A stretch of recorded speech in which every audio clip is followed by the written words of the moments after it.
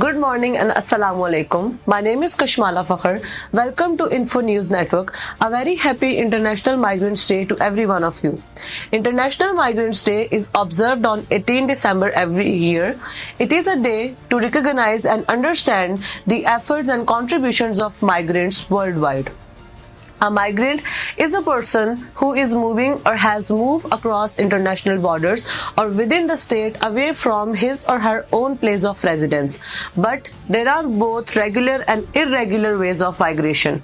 If people are opting for legal ways to enter into the premises of the country, it is regular migration. But if people are choosing irregular ways to enter into the premises of the country, then it is irregular migration. Authorities in Pakistan say they've identified more than 200 citizens who were on the overloaded migrant boat which sank off the coast of Greece last week.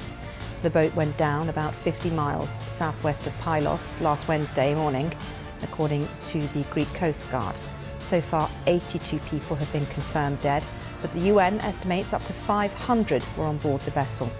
1 out of every 30 people is migrant. Every year, people are migrating for employability and economic opportunities, education, to join their families due to climate change and natural disasters. Pakistan is one of the top 10 immigration countries of the world. Over the past 10 to 15 years, there is a considerable increase in the migration, including women and children. Leaving one's homeland is always a difficult job, but migrants have to bear much more. Unacceptability by the majority group, language barriers, zero or no sense of belongingness, bad physical health, emotional traumas, and financial crisis. The most exposed and vulnerable entity in this whole process are women, and they are facing the reality different than the men. They suffer from the gender-based violence which is deeply baked into the society.